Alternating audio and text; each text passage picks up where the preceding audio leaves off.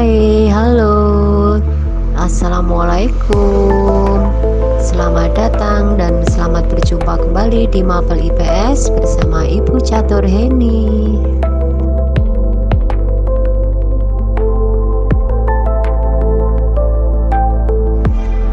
Kali ini Bu Catur akan memberikan materi ilmu pengetahuan sosial untuk SMP kelas 8 semester genap, yaitu bab 3 tentang nasionalisme dan jati diri bangsa, yaitu tentang pemerataan pembangunan. Setelah mempelajari materi pemerataan pembangunan, diharapkan peserta didik mampu: 1. Menjelaskan hubungan antara kondisi geografis dengan munculnya kolonialisme dan imperialisme di Indonesia. Kemudian tujuan pembelajaran yang kedua, peserta didik mampu menganalisis pengaruh kolonialisme dan imperialisme di Indonesia. Kemudian tujuan yang ketiga, yaitu peserta didik mampu menguraikan proses perjuangan bangsa Indonesia dalam mengisi kemerdekaan. Kemudian tujuan pembelajaran yang keempat, peserta didik mampu menganalisis upaya pemerataan pembangunan ekonomi di Indonesia. Kemudian tujuan pembelajaran yang kelima, yaitu peserta didik mampu mendesain aktivitas penyelesaian konflik dan upaya meningkatkan integrasi sosial. C. Pemerataan pembangunan. Rencana Pembangunan Jangka Panjang Nasional tahun 2005 sampai tahun 2025 menyebutkan bahwa pembangunan nasional merupakan rangkaian upaya pembangunan yang berkesinambungan yang meliputi seluruh aspek kehidupan masyarakat, bangsa, dan negara. Rangkaian upaya pembangunan memuat kegiatan yang berlangsung tanpa henti dengan menaikkan tingkat kesejahteraan masyarakat dari generasi ke generasi dalam konteks memenuhi kebutuhan masa sekarang tanpa mengurangi kemampuan generasi yang akan datang dalam memenuhi kebutuhan. 1. Kondisi geografis dan pemerataan ekonomi. Pada masa yang akan datang, perekonomian dituntut untuk mampu berkembang secara lebih seimbang di seluruh wilayah tanah air dalam rangka pemerataan pembangunan untuk mengurangi kesenjangan sosial. Pengembangan perekonomian harus memperhatikan kondisi geografis suatu wilayah. Dan A. Wilayah Papua. Wilayah Papua berpotensi besar sebagai penggerak ekonomi Indonesia bagian timur melalui sumber daya alam berupa perikanan, pertanian dan perkebunan, industri agro dan pangan, juga pariwisata bahari dan alam maupun pertambangan. Sektor jasa didorong dengan mengembangkan kawasan metropolitan sebagai pusat pertumbuhan, khususnya di kota Sorong dan kota Jayapura. B. Wilayah Maluku. Pengembangan wilayah Maluku diarahkan sebagai basis perikanan nasional. Pembangunan Kepulauan Maluku difokuskan pada pendayagunaan sumber daya kelautan, daratan, serta pengembangan kawasan perbatasan berwawasan lingkungan. C. Wilayah Bali dan Nusa Tenggara. Secara umum, pengembangan wilayah Bali dan Nusa Tenggara diarahkan sebagai basis wisata internasional. Wilayah Bali dan Nusa Tenggara mempunyai potensi besar dalam sektor pertanian, peternakan, perikanan, dan terutama pariwisata. Pengembangan kawasan metropolitan Kota Denpasar, Mataram, dan Kupang, serta kawasan pariwisata Bali dan kawasan ekonomi khusus para wisata Mandalika diharapkan dapat mendorong sektor jasa. D. Wilayah Sulawesi.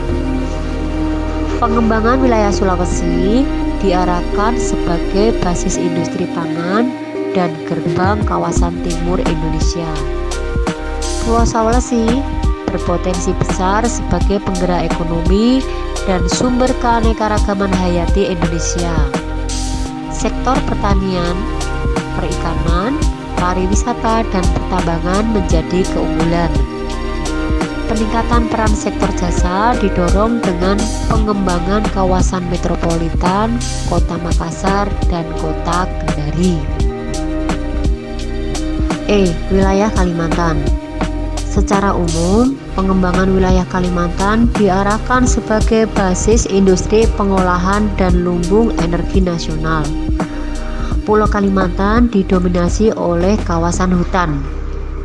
Kawasan hutan ini akan dijaga kelestariannya sebagai paru-paru Indonesia.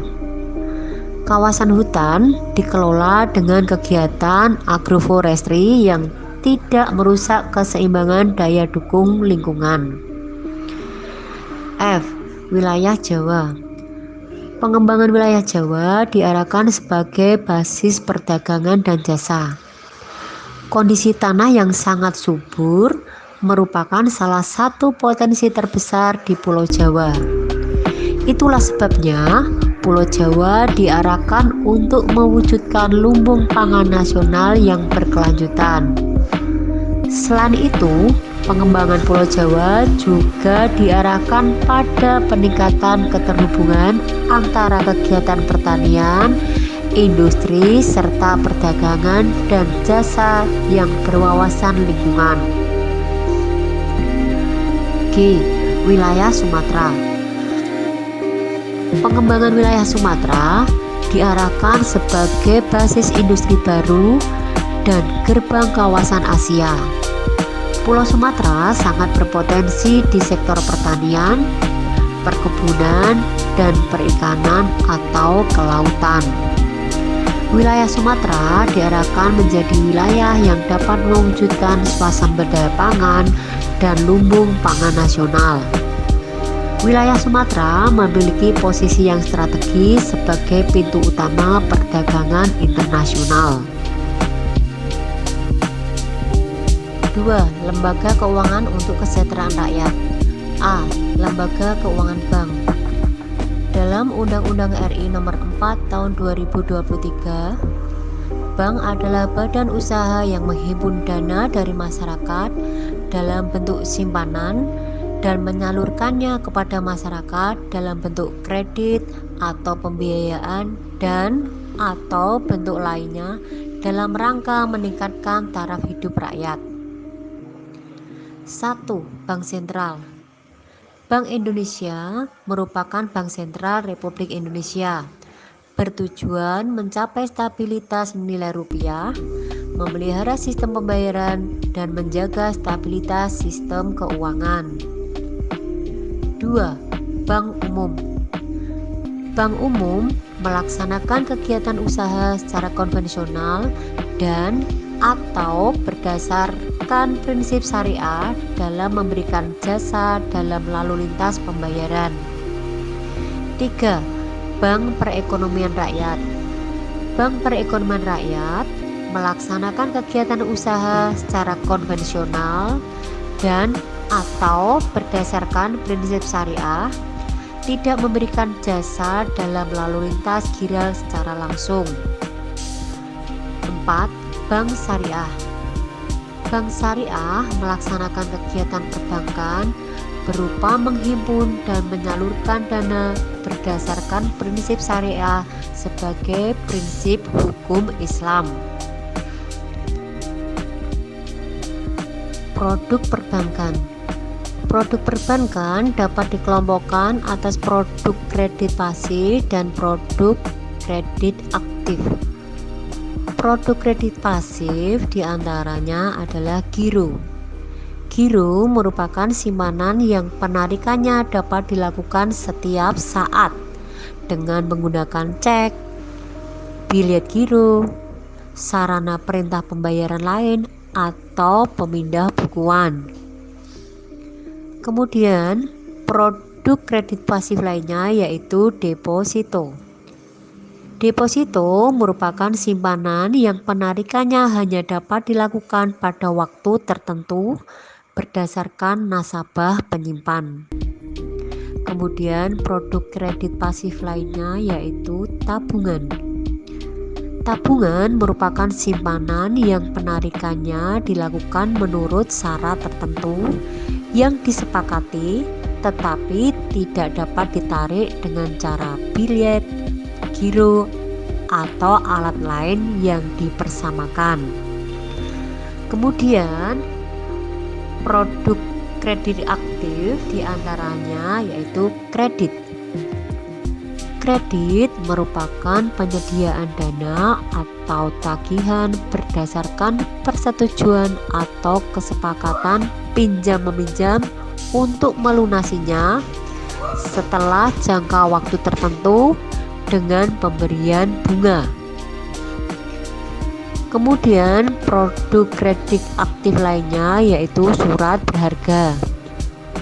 Surat berharga merupakan surat pengakuan utang, wesel, saham, obligasi, sekuritas kredit, atau setiap derivatif yang lazim diperdagangkan dalam pasar modal dan pasar uang.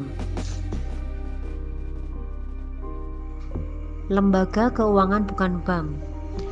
Lembaga keuangan bukan bank (LKBB) merupakan semua badan selain bank yang menghimpun dana dari masyarakat dengan menerbitkan surat berharga dan menyalurkannya untuk membiayai investasi perusahaan.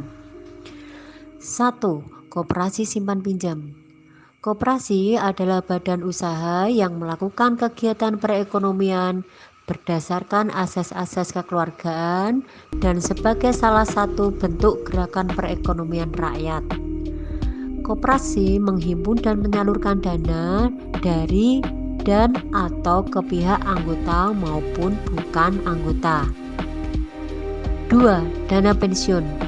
Dana pensiun adalah badan hukum yang mengelola dan menjalankan program yang menjanjikan manfaat pensiun.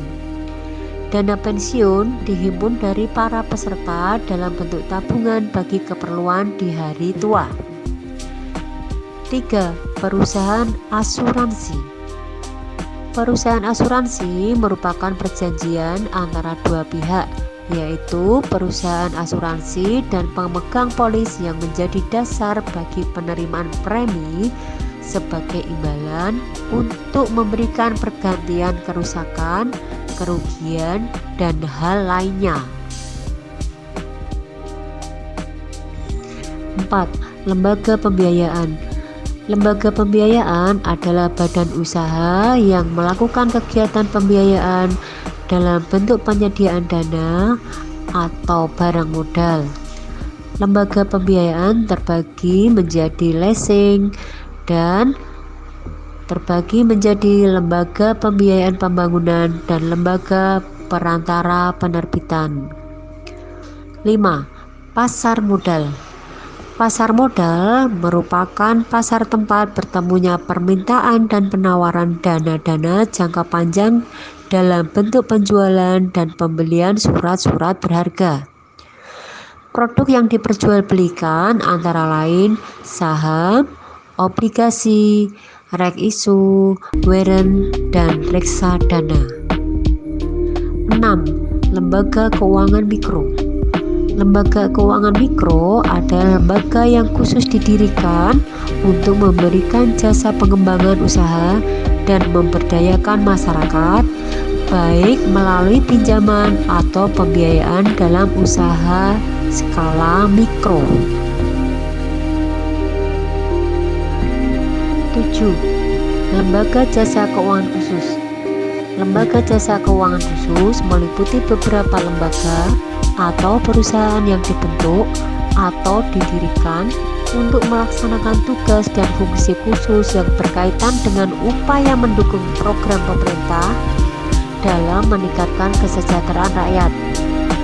Lembaga jasa keuangan khusus diantaranya yaitu A. Pegadaian.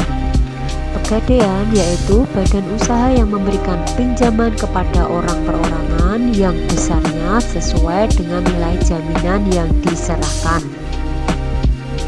Kemudian B. Lembaga jasa keuangan khusus lainnya yaitu Lembaga Pembiayaan Ekspor Indonesia, yaitu badan usaha pembiayaan ekspor nasional yang bertujuan untuk menunjang kebijakan pemerintah dalam rangka mendorong program ekspor nasional. Anak-anak, setelah kalian mempelajari materi tersebut, silahkan sekarang tiba saatnya untuk mengerjakan tugas.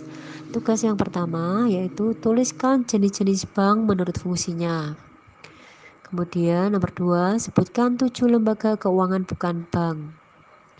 Nomor 3, jelaskan 7 peran lembaga keuangan bukan bank yang telah kamu sebutkan pada soal di atas. 4, sebutkan dan jelaskan 3 produk kredit pasif perbankan. 5, sebutkan dan jelaskan 2 produk kredit aktif perbankan.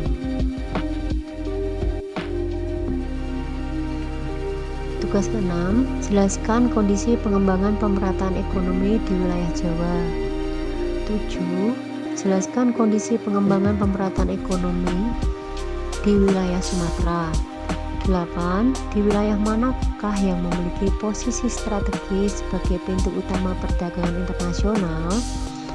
9, di wilayah manakah pulau yang menjadi basis wisata internasional? 10, apakah yang dimaksud lembaga keuangan bukan bank? Jelaskan.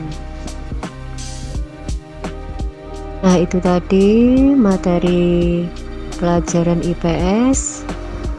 Terima kasih. Wassalamualaikum warahmatullahi wabarakatuh.